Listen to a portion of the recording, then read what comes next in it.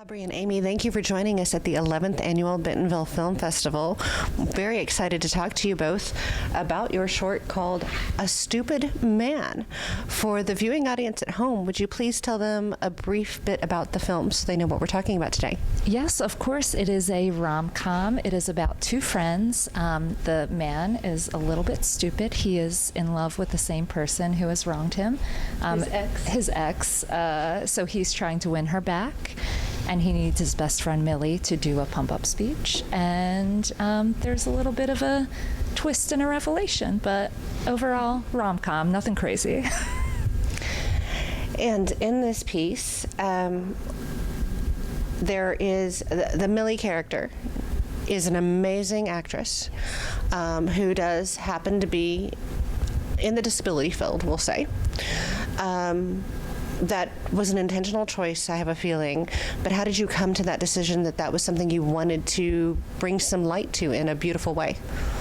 I mean, it's always on the forefront. We actually saw a short yesterday about like inspiration porn and like just how like the disability community is always put into these like sad narratives, and usually the stories aren't about the people, they're about the disability, unfortunately. And people with disabilities are loving, wonderful individuals who deserve to be the leads in rom-coms and every type of film, and unfortunately you don't see it as much yet, so we're trying to do that.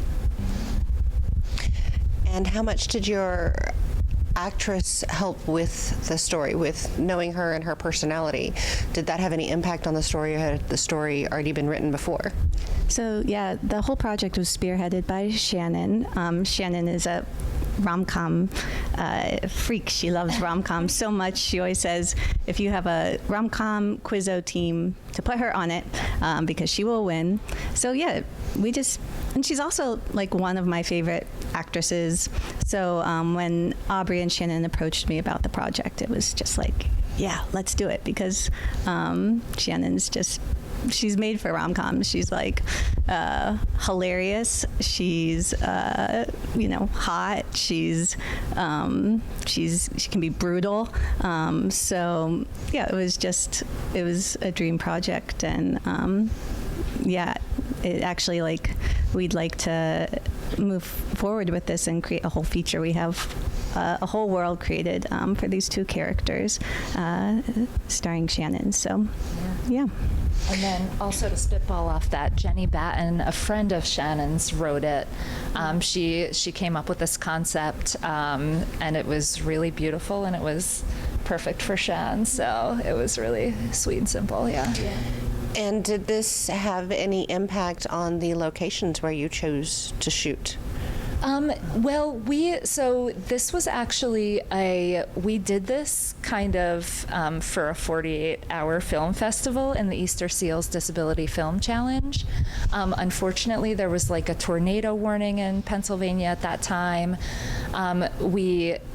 The shooting took place over 2 days, and then you had to get the edit to them pretty quickly. So we just kind of did the student film thing and went to a park that was highly trafficked. And that's not this film. That was another version of this film. Yes, that was another version of this film. I did want to speak on it, but we can also. So we did that, and it was just the worst possible scenario with weather, the frames just with clouds and sun, cloud cover and sun, screaming children, torrential downpours. But we loved the script so much, so we did want to salvage it and make it better. So we ended up doing this actually right around Shannon's house. Yeah, basically in Shannon's backyard. Yeah. Is where we shot this version of the film after we got a grant through the Easter Seals Disability Film Challenge. So yeah, that just made it really easy. We had restrooms available, we had a kitchen available for craft services, and we filmed on a nice sunny day in the shade with no weather troubles. Well, and Shannon is a brilliant and talented in her own right. But there's additional factors you have to consider. But it sounds like it was made easy and it was possible. Was there additional research that had to be done to try and find some of the locations, or did you have anyone on crew that was helping organize some of those things? No, not really. I feel like I was hoping for, I had been scouting a few locations in Shannon's area. We knew we wanted to film it in the suburbs of Philadelphia, which is where Shannon lives. And I scouted a few areas, but just with we did have a grant, but we just had such a small budget. It would have been tough to like secure somewhere that we would have been able to completely control the situation around us. And so I was starting to get a little bit frustrated, and then Shannon sent me a video of this. It's sort of like a pump station. Pump house. Yeah, behind her house. And she's like, I think we can film around here. And I was like, perfect, let's just do it. We found a neighbor's park bench, and we're like, now this pump station is now a park. So it all worked out. And with directing this, what was one of your primary lessons learned? Ooh, one of my primary lessons learned. I'm an actor myself, and that's how I started working in film, and I have a background in theater. And I think, if anything, this film just really reinforced my idea about how important it is that the actors feel connected to each other, and that they get like exactly what they need. And yeah, I think, Shannon was also a producer on this film, and we're filming at her house, and she was wearing a lot of hats. So I just felt very protective of the fact that she got to be an actor that day, and she gave an incredible performance that is just thrilling to watch. So I think the actors are always my number one priority, and this project even more just made me so grateful to work with such amazing actors like Shannon and our other lead, Mateo, who's just a star. And how did you get into film? What was your driving force on that? Yeah, so I, like I said, I'm an actor, and I started making films with friends post college, and just working on other people's projects, and I just loved being on set so much. It feels so collaborative, and you're such a team, and the stakes are so high because you have to get something done. And I loved being a part of that machine. And so if there weren't any roles available, I was like, well, I'll write something and we can make it, and anything to just be part of that experience. And so it eventually led me to directing, which I'm very grateful for. And Aubrie, what about your story? How did you get into film? Yeah, so Amy and I actually met at Temple in the theater program. So we had always Temple University in Philadelphia. And so I fell in love with theater there. Shannon and I actually met on an improv team. We were cast as the two new members in an existing team, and that team was called King Friday. So that's why our little buddy production company is called King Friday. But yeah, I think like Amy, I'm a writer, performer. We all wear many hats, but especially in A Stupid Man, I was happy to take on the admin stuff, and we all kind of can shift and know our roles. But yeah, comedy's kind of my gateway into this world of production, and when you produce shows live, you kind of learn the stakes, learn the ropes, and that's kind of my trajectory. And now Shannon and I started this production company in January of 2020. We actually filmed a sketch called Musical Chairs, which was part of a live sketch show we did in New York. And we shot it literally right before the world shut down.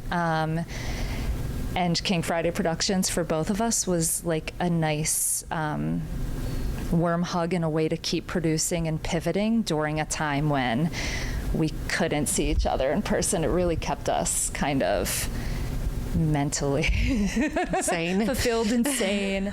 And it also opened a light of like, it really shone a light on, a lot of people wouldn't do shows on Zoom or wouldn't do things. And in the world of disability, the pandemic did open up this kind of, it showed everyone we could do it. So we had like Christmas parties on Zoom, and we produced shows.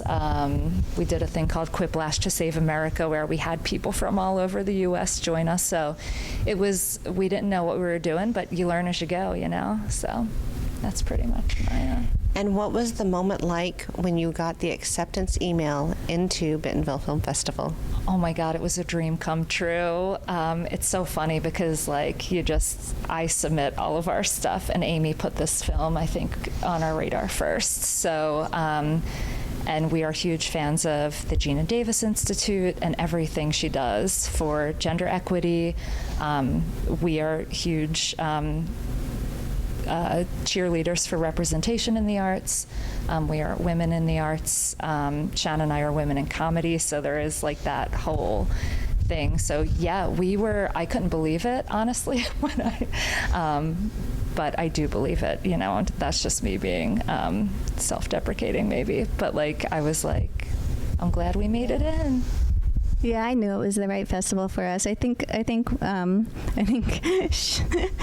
and I hope she won't get mad, but I think when we were submitting, she was like, nah, maybe we should save our submission money. And I was really like, no, I think this festival I think our film is perfect for this festival. So, I'm so glad we're here and that we get to share it with all the other films I've seen so far. So good. So good. Yeah. So I'm honored to be included. Yeah. And how have you found Bentonville so far? What's something you've loved about the town? I just love walking around, and everything is so beautiful. My husband's a huge mountain biker, and he's never been here, so I have to bring him back. Yeah. We've only been here 24 hours, and we've seen so many short films, a feature, we've seen talkbacks, we've eaten some of the best food. So yeah, was it Meteor Cafe? Was that? Yeah. And then the Peddler's Pub, pizza. So yeah, it's so funny because it's so different from Philly. It's a hugely walkable city, but even last night we were walking around and no one was around, and there's such a beautiful piece to that, and the nature aspect of it is stunning, truly. Well, how can we follow the two of you? How can we follow the piece? How can we support you? Thank you so much. We did this under King Friday Productions, and on Instagram we are KF Prods, because King Friday Productions was already taken. It's just a pivot you have to make as a creator. Personally, I am at Aubs 913, AUB as in boy, S as in Sam 913. So if you want to follow me separately, Shannon DeVito is really the one to follow, at Shannon DeVito. And yeah, we're King Friday Productions online, kingfridayproductions.com, so you can see what we're up to. We hope to turn this into a feature. We hope to do more, and yeah, we'll keep producing. We'll keep collaborating with friends. Yeah, thank you. Thank you, ladies, so much for your time today, and all the best. And please send Shannon a great big hug for me. We will. Loved seeing her in the piece.